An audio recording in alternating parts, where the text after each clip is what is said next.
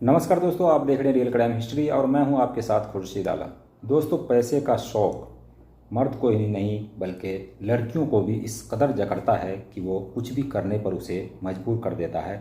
और पैसे का नशा वो है जो हर कोई करना चाहता है, चाहे मर्द हो या फिर औरत हो या फिर लड़कियां हो या फिर बच्चे हो बुजुर्ग हो, हर किसी को पैसे का नशा है।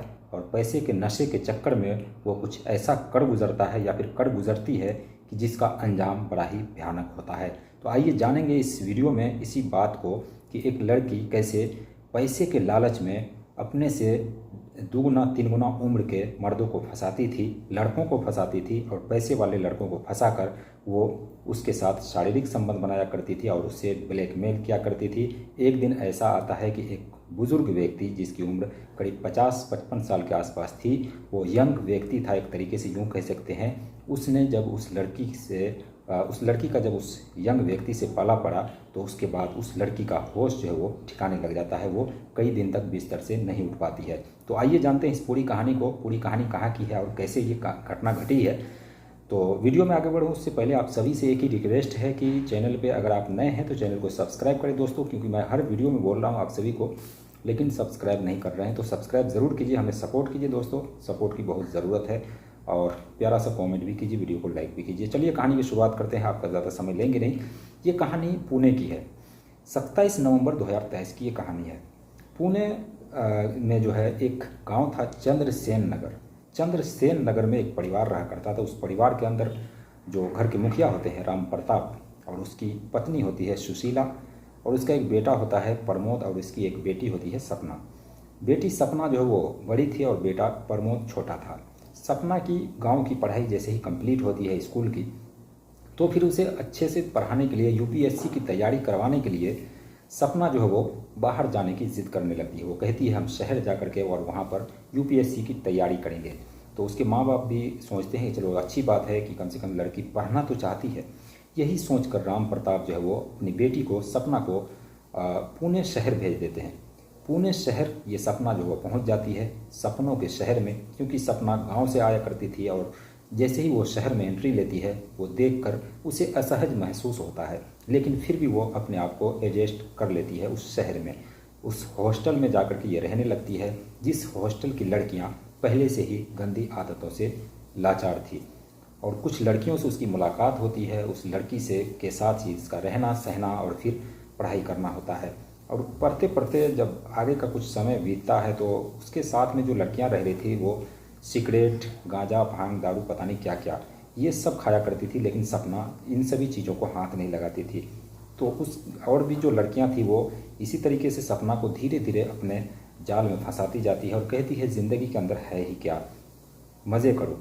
लेकिन सपना कहती थी हमें जो भी पैसे मिलते हैं वो सारे किराए में और आने जाने में खर्च हो जाता है, तो मेरे पास कोई पैसा बचता नहीं, तो हम इस तरह की चीज़ नहीं कर सकते। हमारा पिता जो है वो बहुत ही गरीब है और हम बड़ी मुश्किल से पढ़ने के लिए शहर आए हैं, हम गांव के रहने वाले हैं। लेकिन उसकी जो सहेलियां होती है वो कहती है ज़िंदगी एक बार मिली है, दोबारा मिलेगी नहीं, और मज़े करो, यही मज़े का वक्त है।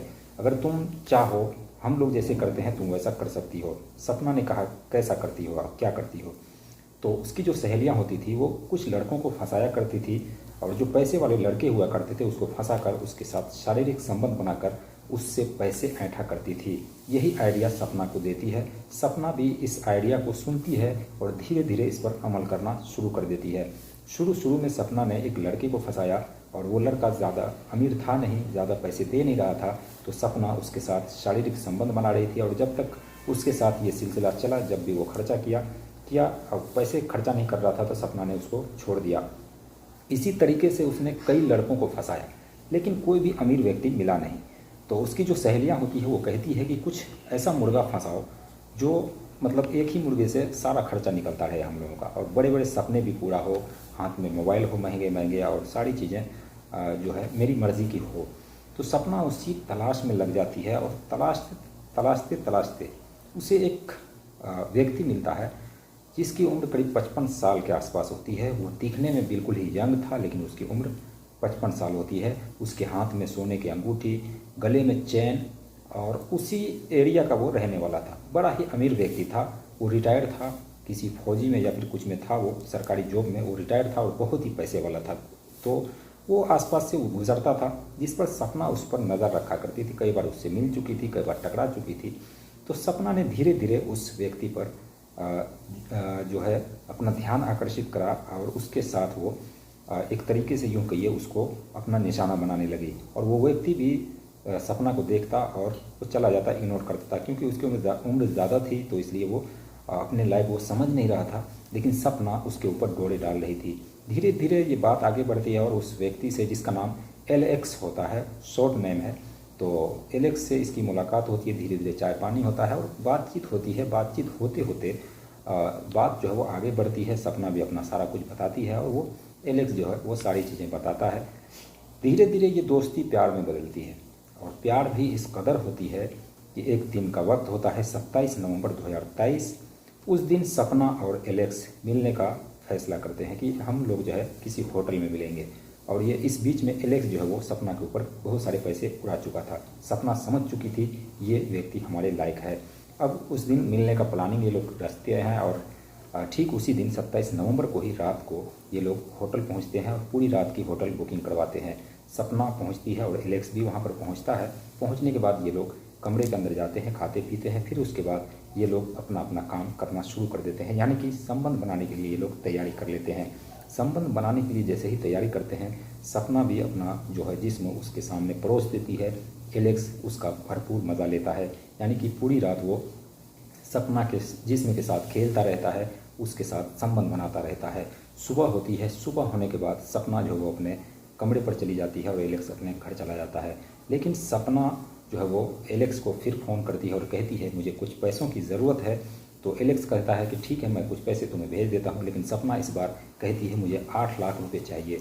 ये बात सुनकर एलेक्स जो है वो चौंक जाता है और कहता है इतने पैसे तो अभी है नहीं, लेकिन तुम टेंशन मत लो, मैं तुम्हें 8 लाख रुपए अरेंज करके दे दूंगा। लेकिन सपना मानने को तैयार नहीं थी। 2-4 दिन कुछ इसी तरीके से गुजरते हैं। एलेक्स कुछ पैसे उस बीच में भेजता भी है, लेकिन सपना अपना मुंह जो है वो बंद नहीं करती और कहती है मुझे 8 लाख रुपए की सख्त ज़रूरत है। जिस पर एलेक्स जो है वो सपना को बुलाता है और कहता है ठीक है कि मैं तुम्हें पैसे तो दूंगा, लेकिन एक बार मेरे साथ और चलो। लेकिन सपना इस बार वो मना कर देती है। वो कहती है पहले तुम 8 लाख रुपए दो, उसके बाद ही मैं तुम्हारे साथ जाऊँगी। अब सपना क्यों नहीं जाना चाह रही थी, आप ये बात को जान लीजिए। दरअसल उस रात जो सपना गई थी उसके साथ वो जो यंग व्यक्ति था 55 साल का, उसके जो प्राइवेट पार्ट थे वो इंसानों जैसा था ही नहीं, बल्कि वो एक तरीके से यूँ कहिए जानवरों जैसा था। और उस रात जो सपना के साथ हुआ था वो कई दिनों तक बिस्तर से उठ नहीं पा रही थी और उसी के बदले वो 8 लाख रुपए मांग रही थी। तो दोबारा जब एलेक्स बुलाता है उसको शारीरिक संबंध बनाने के लिए, सपना मना कर देती है और मना करने के बाद एलेक्स कहता है कि मैं इतने पैसे दूंगा नहीं। फिर ये सपना तैयार हो जाती है। तैयार होने के बाद फिर वो एलेक्स के साथ जाती है एक बार किसी तरीके से, और उसी होटल में सपना जो है अपना मोबाइल किसी कोने में छुपा कर रख देती है और ये सारा खेल जो है उसमें रिकॉर्ड हो जाता है। ये लोग जैसे जैसे संबंध बनाते हैं वो सारी चीज़ें रिकॉर्ड होती है। रिकॉर्ड होने के बाद अब सपना जैसे ही घर पहुंचती है, अपने कमरे पर पहुंचती है, वहां से उस एलेक्स को फ़ोन करती है और कहती है ये जो हमारे साथ जो भी कुछ हुआ है उसका मैंने वीडियो रिकॉर्डिंग कर लिया है। अगर तुम 8 लाख रुपए नहीं देते हो तो ये वीडियो मैं सोशल मीडिया पर अपलोड कर दूंगी। जिसके बाद एलेक्स जो है वो घबरा जाता है। सपना उतने में ही वो उसके व्हाट्सएप पर वो वीडियो भेज देती है। ये देखकर एलेक्स घबराता है और कहता है तुम टेंशन मत लो, इस वीडियो को कहीं भी तुम शेयर मत करना, मैं पैसे का इंतज़ाम कर रहा हूँ, 1 से 2 दिन के भीतर तुम्हें पैसे दे दूँगा। जिसके बाद एलेक्स जो है पैसे के जुगाड़ में लग जाता है। एक दिन सपना को बुलाता है और कहता है ठीक है आ जाओ, आज मैं तुम्हें पैसे दूंगा। सपना वहाँ आती है और एलेक्स जो है पैसे देने से पहले कहता है कि मोबाइल मेरे हाथ में दो ताकि मैं वीडियो को डिलीट कर सकूँ। तो सपना भी जो है वो कहती है नहीं, पहले पैसे दो फिर वीडियो डिलीट होगा। सपना कहती है तुम यकीन मानो मैं वीडियो डिलीट कर दूँगी। एलेक्स जो है वो पैसे देता है, सपना अपने मोबाइल से वीडियो डिलीट कर देती है, लेकिन उसका जो अलग फाइल था उसमें वीडियो अभी भी पड़ा हुआ है। अब एलेक्स जो है पैसे देकर फ़ौरन ये चालाकी दिखाता है, वो सीधे पुलिस स्टेशन चला जाता है और वो वीडियो जो है उसको दिखाता है पुलिस कर्मियों को और कहता है कि दरअसल एक लड़की है मुझे ब्लैकमेल कर रही है, अभी अभी मैं उसको 8 लाख रुपए देकर आया हूँ। उसने कहा मोबाइल से वीडियो डिलीट कर दूंगा, मैंने डिलीट भी कर दिया है, लेकिन हो सकता है उसने कहीं और उस वीडियो को छुपा कर रखा हो और इसके ज़रिए मुझे और भी कई बार ब्लैकमेल वो कर सकती है। तो इसलिए पुलिस वाले को इत्तला कर दी। पुलिस वाले एक्टिव हो जाते हैं। फ़ौरन जो है वो सपना के पास पहुंचते हैं, उसके कमरे पर उस लड़की को गिरफ्तार करते हैं। गिरफ्तार करने के बाद उसका मोबाइल लिया जाता है। मोबाइल के अंदर जो तस्वीरें थी या फिर जो वीडियो थे, 70 से 80 वीडियो ऐसे थे जिसको सपना ने रिकॉर्ड किया था। सपना ने उस लड़के के साथ, उस मर्द के साथ संबंध बनाया था। सबको बारी बारी से वो ब्लैकमेल कर रही थी और अच्छे खासे ज़िंदगी जी रही थी। 70-80 लाख रुपए उसने इकट्ठा किए थे उस वीडियो के ज़रिए अलग अलग लोगों से। तो इस तरीके से सपना जो वो इस घटना को अंजाम देती है। एक सीधी सादी लड़की जाकर कैसे पुणे शहर में फंस जाती है और गलत सोहबत में आने के बाद वो इस घटना को अंजाम देती है, जिसका परिणाम जो है वो काफ़ी दुखद होता है। सपना को 420 के तहत उस पर जो है केस मुकदमा दर्ज करके उसको जेल के सलाखों के पीछे डाल दिया जाता है। और ये एलेक्स, जिसका किस्मत ठीक था, बदनामी तो होती है लेकिन वो बच जाता है, क्योंकि आगे भी उसका ब्लैकमेल होने वाला था। तो दोस्तों, ये थी एक कहानी, एक गांव से आई हुई लड़की जो शहर में किस तरीके से लोगों को बेवकूफ़ बनाई और चूना लगाई और साथ ही अपने जिस्म को लोगों के सामने परोसा पैसों के खातिर। तो ये थी एक कहानी। दोस्तों, इस कहानी को सुनाने का मकसद किसी के भावनाओं को ठेस पहुंचाना नहीं, बल्कि आप सभी को जागरूक करना था।